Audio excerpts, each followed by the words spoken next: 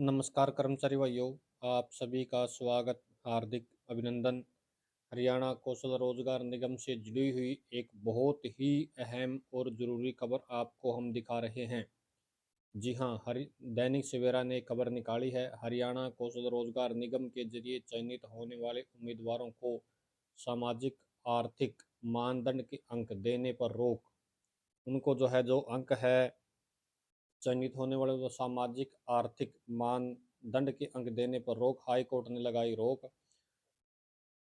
अनुभव के नंबर भी नहीं मिलेंगे। एचकेआर पॉलिसी में होगा बदलाव। क्या सचमुच में कोई बदलाव होगा?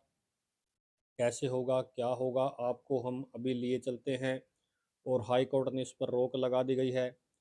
पंजाब एवं हरियाणा हाई कोर्ट का 21 नवंबर 2024 को पारित अंतरिम आदेश, ये थोड़ा दिखाई नहीं दे रहा है, हम कोशिश करेंगे कि इस लेटर की कॉपी आपको हम थोड़ा जल्द ही अवेलेबल करवाएं और तो ये साफ नज़र आए।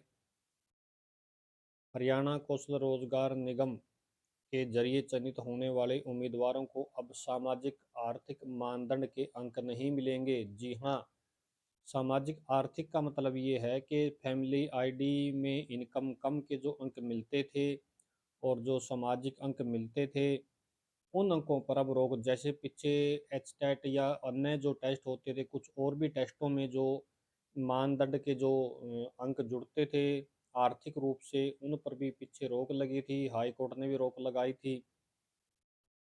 आगे अब हम आपको लेके चलते हैं। हाई कोर्ट ने अनुभव के आधार पर मिलने वाले अंकों पर भी रोक लगा दी है। जी हाँ, ये कर्मचारियों के लिए एक बुरी खबर है कि अनुभव के आधार पर जो है अंक नहीं दिए जाएंगे। ये कहीं ना कहीं अच्छी खबर नहीं है जो कौशल के कर्मचारी हैं।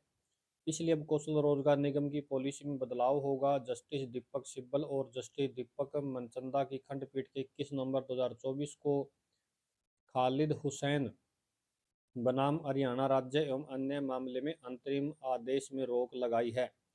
इस मामले में याचिकाकर्ताओं की तरफ से सार्थक गुप्ता और हरियाणा सरकार की तरफ से सीनियर डीएजी श्रुति जैन गोयल ने दलील की थी। अंतरिम आदेश में लिखा, प्रतिवादियों की ओर से उपस्थित वकील ने लिखित बयान दाखिल करने समय देने का प्रार्थना की और उनसे प्रदान किया गया।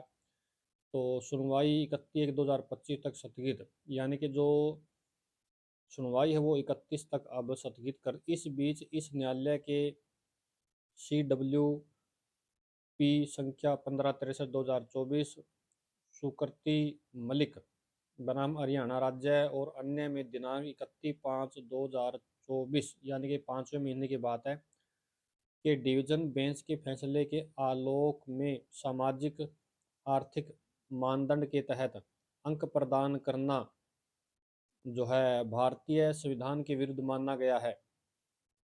जिस निर्णय के खिलाफ ALP SLP भी खारिज हो चुकी है।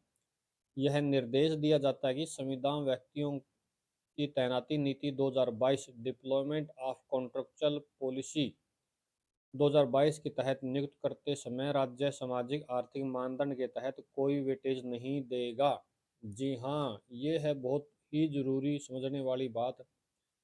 यह भी निर्देश दिया जाता है कि डिप्लॉयमेंट ऑफ कॉन्ट्रेक्चुअल पॉलिसी के तहत नियुक्तियां करते समय राज्य द्वारा अनुभव के लिए कोई अंक नहीं दिए जाएंगे, क्योंकि इस सीरस के तहत अंक केवल उन उन उम्मीदवारों को दिए जाने जिनका संबंधित अनुभव सरकार के नियंत्रण में किसी विभाग, बोर्ड, विश्वविद्यालय, सार्वजनिक क्षेत्र के उपक्रम, मिशन, प्राधिकरण आदि में है। यानी कि जो किसी विभाग, बोर्ड, विश्वविद्यालय, सार्वजनिक क्षेत्र के उपक्रम मिशन, प्राधिकरण में है, जो मानदंड प्रथम जो है मनमाना छठा माना जाएगा, क्योंकि इसमें उन संस्थाओं में उम्मीदवारों द्वारा अर्जित वास्तविक अनुभव को शामिल नहीं किया जाता जो हरियाणा सरकार के नियंत्रण में नहीं है।